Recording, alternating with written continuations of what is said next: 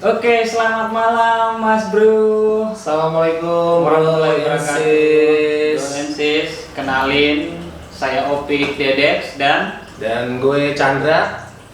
oke, kita sekarang lagi ada di acara OSIS.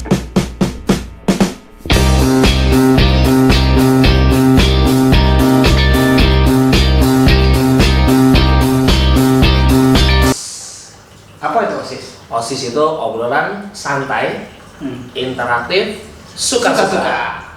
Jadi kita bisa ngomongin apa aja tuh? Suka-suka itu ya bisa bicara hobi, Bisa sosial, sosial, bisa yang lagi tren, lagi Oke, viral. lagi viral. Ya semuanya yang serba-serbi yang ada di Indonesia dan di luar. dan di luar. Oke, untuk pertama kita ngobrolin apa ya? Sekarang ini kan semua orang marak dengan online. Jadi online. judulnya kayaknya bagusnya serba-serbi online. Oke, kita bahas serba-serbi online. Menurut lu gimana online ini? Ya semuanya kan sekarang era digital ya, Bro Opik ya.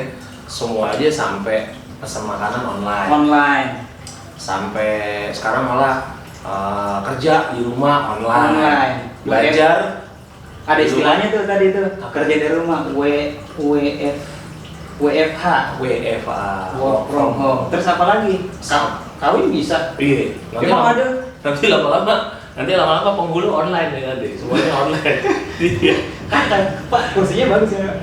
Ini kursi bikin badan tegak. Oh iya Pak. Di sini Akmil kalau mau itu kesini dulu. Nggak perlu kita latihan deh. Cukup duduk di sini berapa menit langsung tegak. Saya itu langsung berdiri tegak langsung tuh.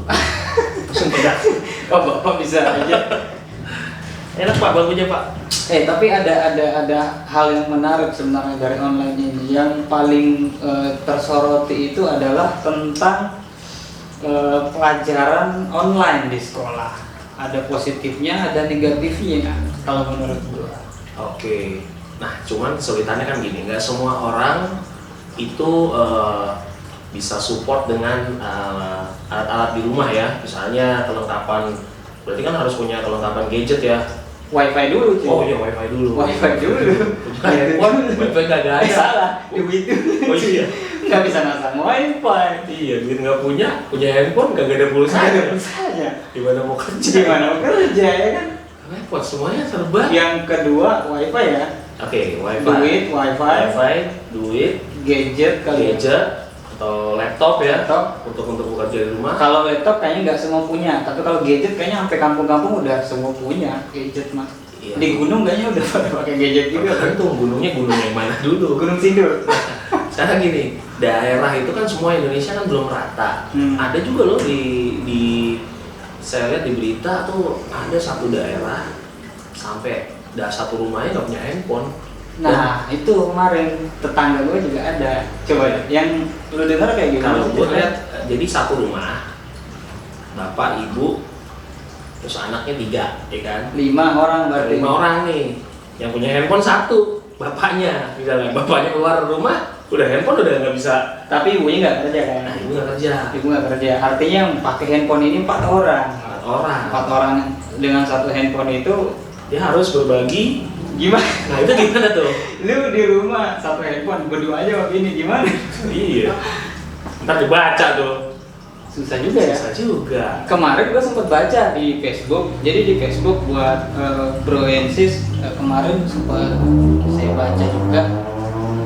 Jadi si satu orang anak, jadi tulisan orang gitu. Satu orang anak ke sebuah warnet atau tempat print kali namanya. Betul. Dia bawa kertas kan, kertasnya lecek gitu. Kertasnya lecek terus dia minta tolong gitu, Mas kalau mau ngeprint berapa? Ini saya mau ngeprint berapa lembar gitu. Terus si abang-abangnya ngomong katanya 25 deh. Wah dia kaget dong 25. Soalnya duitnya cuma 5.000. Iya. Akhirnya dia pulang, dia taruh, dia pulang. Tapi sebelum dia pulang ditanyain sama abang-abang, emang kenapa? Ayo dicurhatkan. Saya udah seminggu bang nggak ikut pelajaran online. Satu karena handphone di rumah saya satu. Betul. Nah itu punya bapak saya. Nah saya 3 orang yang mau pakai. Dia ini anak paling tua, ceritanya ngalah sama adik-adiknya. Biar adik-adiknya biar pada belajar. Betul. Akhirnya seminggu dia Soal kakak tuh namanya. Betul sekali, nggak kayak kita banget ya. Kalau kita mah bungsu, Kita mah kacau, enggak si bontot kita. si bocor kalau kita mah. Iya. Jadi akhirnya dia cerita gitu kan. Terus kenapa deh nggak diprint, duit saya cuma 5.000, tunggu ya mas saya balik dulu. Nah ada bapak-bapak katanya dengerin dia pas ngomong gitu kan. Si bapak-bapak ini akhirnya inisiatif, wah kasihan nih anak nih, karena dibayarin tuh 25.000. Terus dia ngomong ke abang-abangnya, abang jangan ngomong kalau saya yang bayarin, bilang aja udah dibayarin sama orang gitu. Nah dari situ kan bisa kita ambil hikmahnya juga bro. Iya. Bahwa online ini sebenarnya ada kemudahan di situ, tapi ada juga apa ya? Ada juga nggak semua kalangan. Nggak semua kalangan untuk bisa dimudahkan. Iya. Untuk online. Kalau lu kan ngajar juga kan ya? Iya, udah sempat ngajar juga. Ya, Kesel nggak kalau lihat ngajar balet gue? Balet, ngajarkan lumba-lumba. Ibarat kata kita ngajar nih gue kan lumba-lumba. Ini dong di siwot nih, Ancol. Iya gimana? Jadi kalau misalkan lagi ngajar terus siswa lagi tidur, perasaannya gimana? Ya perasaannya satu, kita lagi ngajar nih, siswa tidur. Ya perasaan kitanya udah mati-matian gitu kan, kayak nggak ada yang dengerin, gimana ya perasaannya? Bayangin ya, susah juga jadi guru ya. Susah sih. Nah itu dia. Nah cuman untuk bisa online ini anak-anak bisa nggak tidur pas lagi belajar, berarti kan harus dikemas secara harus interaktif ya, dari interaktif juga. Terus udah dibuat menarik ya mungkin ya. Pastinya. Gimana caranya anak-anak biar bisa enjoy. Bisa enjoy, betul. Nah, cuman balik lagi nih, bro, yang tadi, kalau kondisinya seperti itu, otomatis kita kan nggak tahu nih pandemi ini kan dari bulan Maret, April, Mei, Juni, Juli, Agustus. Berapa bulan? Udah mau 5 bulan bro, kita udah mau 5 bulan. Bener nggak sih? Maret, Iya 5 bulan. Yang enak yang udah 5 bulan. 5 bulan udah. Nah, berarti pasti semua orang akan muter kepala ya, sama-sama capek sih sama-sama kayaknya. capek, sama-sama gurunya sama siswanya kayaknya sama-sama orang tua ngerasain jadi guru gitu. Betul, pasti yang Sama-sama. pasti memang anak-anak juga pengen semuanya kembali normal. Cuma Betul. memang keadaan yang membuat akhirnya jadi kayak gini, ya siapa yang mau kayak gini kan. Iya. Nah terus kondisi juga nggak semua orang punya gadget satu-satu. Itu yang jadi kendala. Itu kendala banget. Nah terus nggak tahu nih pemerintah langkahnya seperti apa ke depannya. Apakah kayaknya kalau untuk anak harus, makanya di sekolah ya kadang-kadang akhirnya penugasan anak-anak nggak harus ngeprint ya, mungkin itu Ya paperless. paper udah ada nggak sih kalau di lo sendiri? Kalau di sekolah sih kalau misalkan ya dengar cerita dari teman-teman juga ya, yang ngajar gitu. Kalau yang tahun kemarin malah agak ribet. Gimana tuh? Jadi tugas itu membeludak gitu. Jadi kita nggak nyalahin gurunya, nggak nyalahin siswanya, nggak nyalahin sekolahnya gitu. Jadi mungkin karena efek perubahan dari tatap muka ke online, akhirnya di awal-awal tuh guru sempet yang gue denger nih ya dari ponakan gue segala macam, tiap minggu ada tugas gitu. Nah itu gue awal-awal sempet gue kayak gitu. Kayak gitu. Nah terus akhirnya satu, kita juga akhirnya Gurunya capek, juga capek, siswanya juga, orang tuanya juga. Iya, memang yang SD bayangin gitu. nah orang tua memang kan akhirnya peran orang tua yang jatuhnya harus ini, apalagi anak-anak yang masih di kelas bawah ya. Kelas bawah. Tuh repot itu. Gimana TK ya? Nah itu dia, kebetulan gue juga anak gue baru masuk SD nih. Kan dia kan belum pernah ketemu gurunya kan. Jadi first time ceritanya nih. Iya, pertama kali. Nah, kita suruh untuk kerjain, namanya masih peralihan dari TK ke SD kan pasti sulit. Ya kalau gue sih tadi siang gue telepon ke gurunya.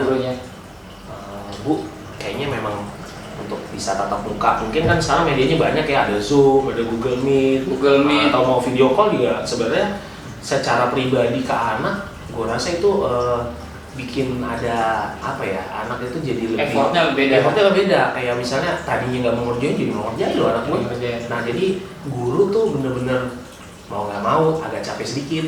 Capek banget sih kayaknya. Bukan sedikit ya? Iya kalau WhatsApp capek banget. Otomatis dia harus langsung ke anak. Karena anak kalau anak kecil kan kadang-kadang susah. Jadi kayak layanan pribadi gitu ya kalau Iya, jadi mau nggak mau handphone standby terus. Tapi nggak kebayang buat misalkan anak yang mohon maaf ya tanda kutip berkebutuhan khusus gitu.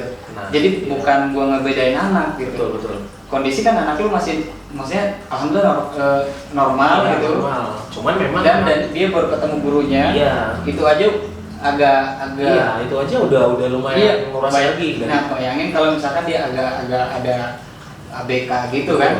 Gimana? Nah, terus orang tua kan kondisi orang tua ada yang kerja. Nah, Kebetulan kayak kita ya. Iya, namanya kerja. benar kerja. Nah, antisipasinya sih memang mau nggak mau nih agak sedikit.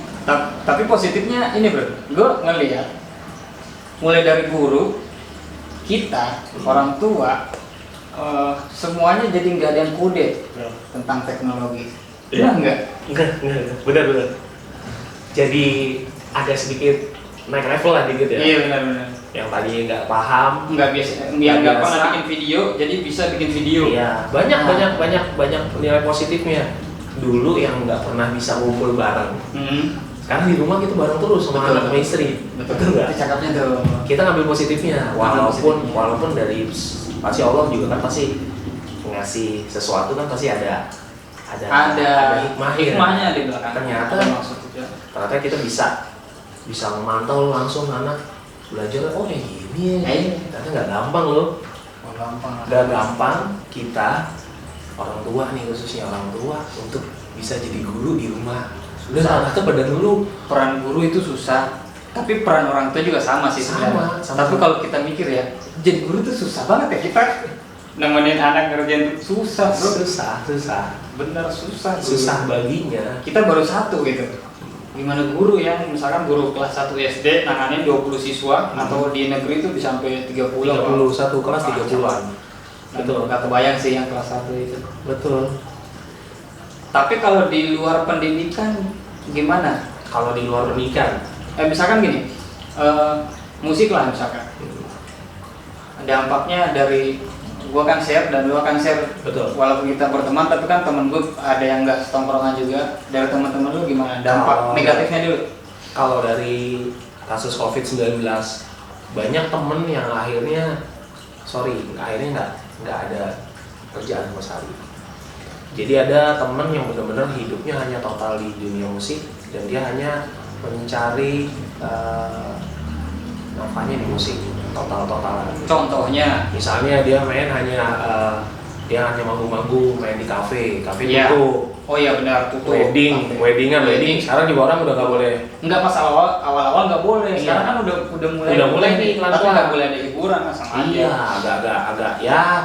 Yang tadinya sehari bisa 2 kali 3 event bisa seminggu bisa sekali doang mungkin sekarang. Mungkin ini dampak dari COVID ya. Cuman ya sisi lainnya akhirnya mereka kreatif loh, teman-teman tuh kreatif, akhirnya mereka bikin Muncul ini ya. ide-ide Kayak konser-konser Iya, online, iya. collab segala macam. Asik sih itu. jadi lebih ini ya, membuat anak-anak di musik itu lebih kreatif. Jadi kayak Balik ke kayak tadi tuh yang pendidikan tuh. Iya. Jadi kita terupdate bro. betul. Tadi kita player doang, latihan nggak mikirin gitu tentang ngedit video dan kayak gitu kan. Betul. Belum tentu juga musisi bisa ngurusin masalah sound engineer atau Betul. misalkan recording gitu kan. Tapi karena kasus ini akhirnya semuanya harus multi talentan. Jadi mau nggak mau ya harus bisa. Betul. Jadi ambil semua sisinya, kita ambil positifnya bahwa semua itu masih ada hikmahnya. Benar. Mau kayak gimana pun pasti nanti ada pembelajaran dari semua itu. Iya, benar. Misalnya yang tadinya nggak biasa, yang tadi nggak bisa bikin ini begini nih bisa jadinya. Betul. Cuman kalau gue balik ke pendidikan tadi, semakin canggih teknologi semakin memudahkan. Betul. Tadi kita kerucutin jadi 2 kan, ada positif ada negatif. Ada yang terlewat nih. Apa dulu? Bolos zaman dulu lu biasa manjat pagar nggak? Bolos. Ngomongin bolos ya? SMA SMP Iya. nih. Bangor kelas berapa lu? SMP apa SMA? Bangor yang Mulai dulu SD nih gue. Masa lalu suram ya. SD mah kalau nggak selalu anggap aja ya namanya anak cowok ya. Iya. Mulai itu mulai SMP sih kalau gue. SMP. Ini nggak ya bandel anak-anak biasa, misalnya kayak nggak mau ikut upacara, suka kayak gitu kan lu kan deh. Olahraga, suruh olahraga, alasannya nggak bawa baju olahraga. Benar. Padahal mah sebenarnya. Tapi kita senang loh pakai baju olahraga. Kalau baju olahraga bajunya bisa keluar sih. Iya benar. Cakep kan? Tapi itu bukan maksud gue motong nih. Anak sekarang bolosnya lebih canggih. Gimana boleh? Matiin video.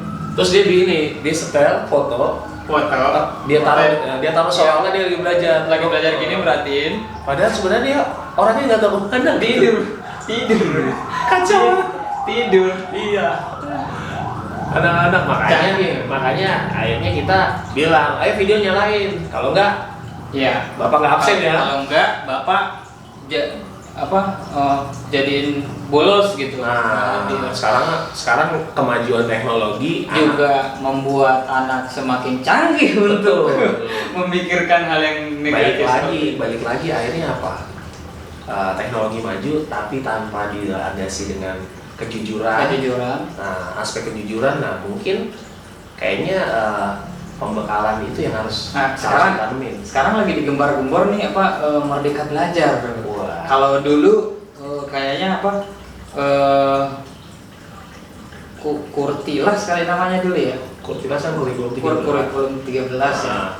Tapi lebih menanamkan ke karakter kan. Betul. Karakter itu penting, attitude. Nah, sekarang nih Merdeka Belajar. Gimana sih Merdeka Belajar? Gue belum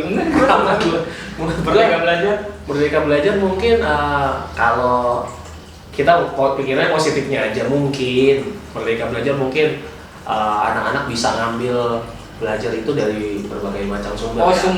Sumber belajar bisa jadi nggak dari buku doang, bisa dari internet. Sekarang medianya banyak, dari TV kan. Sekarang ada juga TV-TV yang nyarin tentang pendidikan. Cuman memang ya itu dia, harus dilandasin kejujuran dan filternya juga harus benar. Iya. Kopi dulu ya. Oke, jadi pembahasan kita ini lebih mengkerucut ke serba-serbi online kan? Serba-serbi online. Jadi dampaknya tadi ke pendidikan, terus ke dunia musik ya.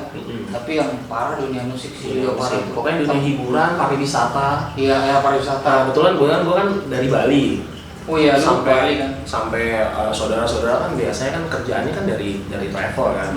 Benar. Kata dia gila, nggak ada tamu, katanya. Kosong. Akhirnya mereka, ya itu dia akhirnya kreatif kan, berpikir untuk tetap gimana pun juga kan hidup tetap harus berjalan. Benar. Anak juga harus dapur harus ngebul. Dapur harus ngebul.